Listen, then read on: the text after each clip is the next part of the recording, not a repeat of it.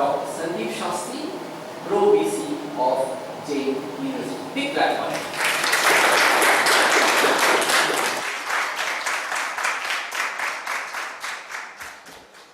Friends, it's indeed a delight to be here this afternoon. Let me start by complimenting those who have been instrumental in creating, sustaining and developing NSOG, and I think it's a great idea.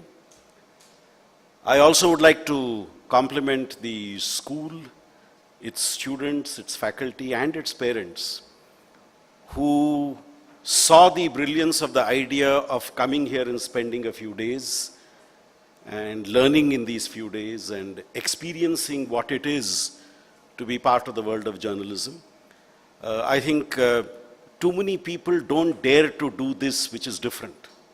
We get so caught in the rut of life, and especially of student life, where we believe that there is no time for too many other things. I'm delighted that parents, teachers, and the kids thought that this was something important to invest time, energy, effort on. And I think as you will look back at this time you spent here, I'm sure you would believe that this was a wonderful time spent. I immediately grabbed this opportunity which came my way when a close friend asked me, when Ramakrishna told me, would you like to spend an hour here? And later Mr. Balram sent me a mail on this. I immediately accepted. Reason being, all my career I have been with young people. I think in the last 35 years, more than 3,500 young people like you have allowed me to learn with them in the classroom. I have no inhibitions to say that I taught anybody anything. I don't think I did. I don't think I do.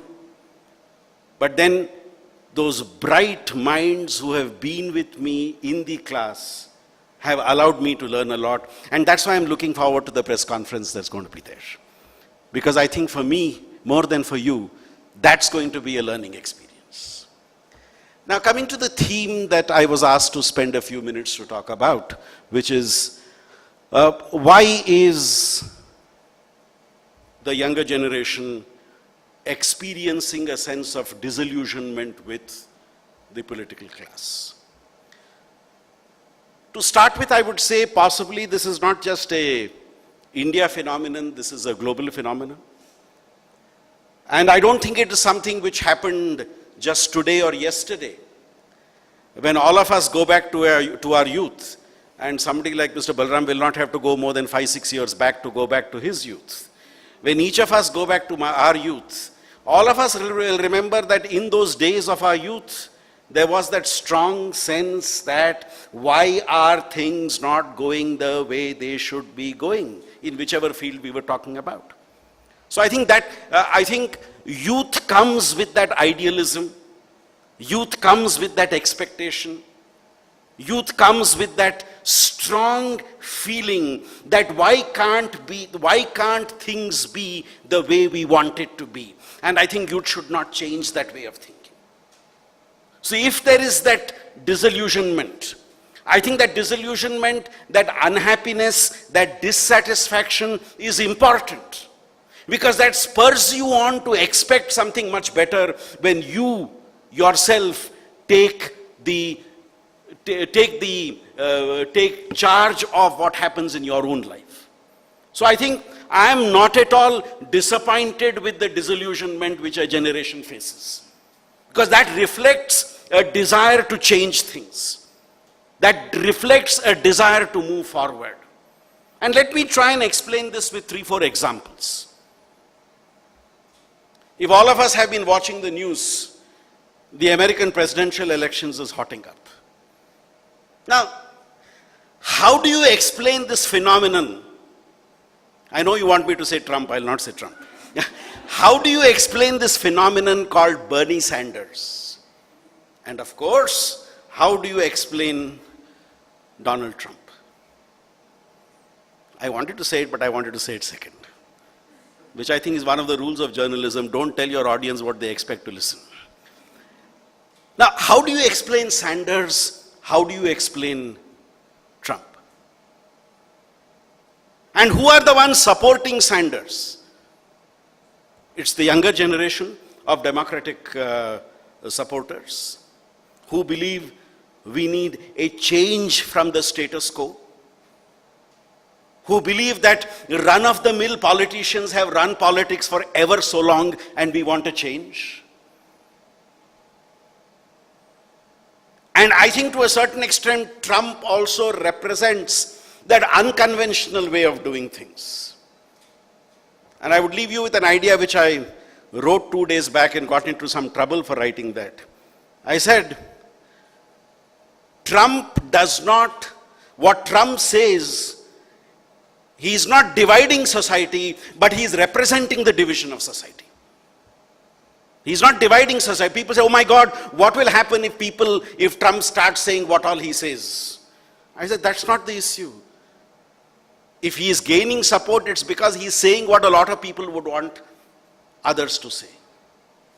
Now, my question is, you look at the American elections, which is an election we are talking about. What does it represent? It represents a desire to move away from conventional, status quoist ways of doing things. And if younger people are aggressively, assertively saying in the United States that we want a change. What was Obama's slogan when he came to power? What was that famous slogan he made? Yes, we can. Do you know what their slogan was? They nearly became their slogan in the next election. Yes, we still can. Because you can't say yes, we can. Second time around. Because what happened in 4 years? Yes, we can.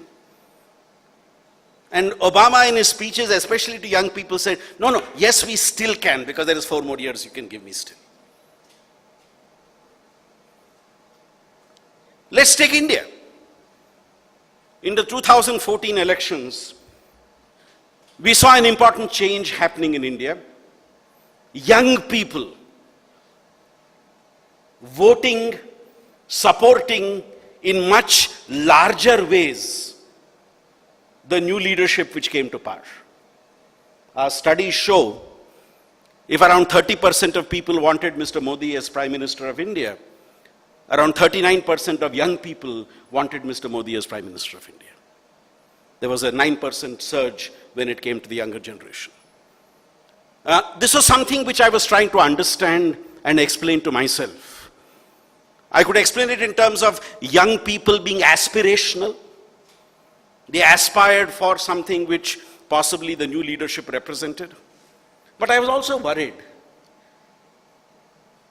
Did these young people not know the past of a leader who they want to now promote as Prime Minister? So what did I do? I met a first-time to-be voter. This was before the election. She was going to vote for the first time in the election. I asked her. She said, I'm very excited about this election because I'm going to vote for change. I said, great. I asked her, have you heard of something called Godhra? She said, yes. Are you not worried about it? She looked at me with a very pathetic expression, pathetic vis-a-vis me. She said, 2002? I said, yeah. 12 years ago? I said, yeah. 12 years ago, she said, I was 6 years old. Come on, move on. Move on. I don't know if she's asking me to move on physically at that moment and stop asking her any more questions, or whether she wanted me to mentally move on and don't get caught in the rut of what you believe is what was the past. But that young person set me thinking. If she told me move on, it had multiple implications. Did she mean to me that don't live in the past but think of the future?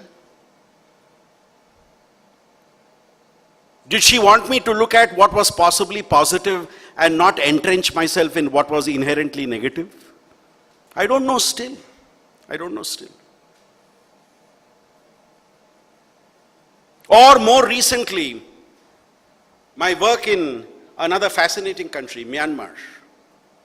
I've been going there for the last 1.5 years, doing workshops on transition from dictatorship to democracy.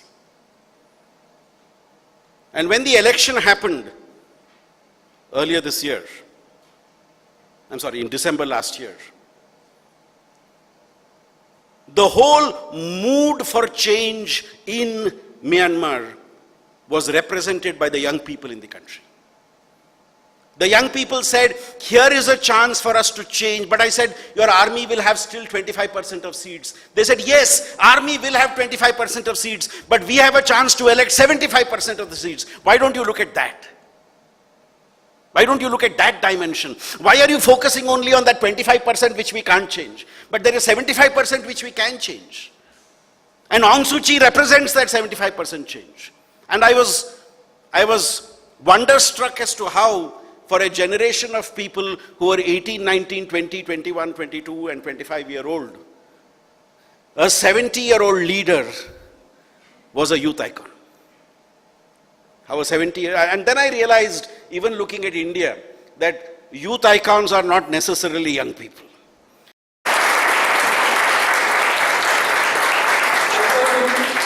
I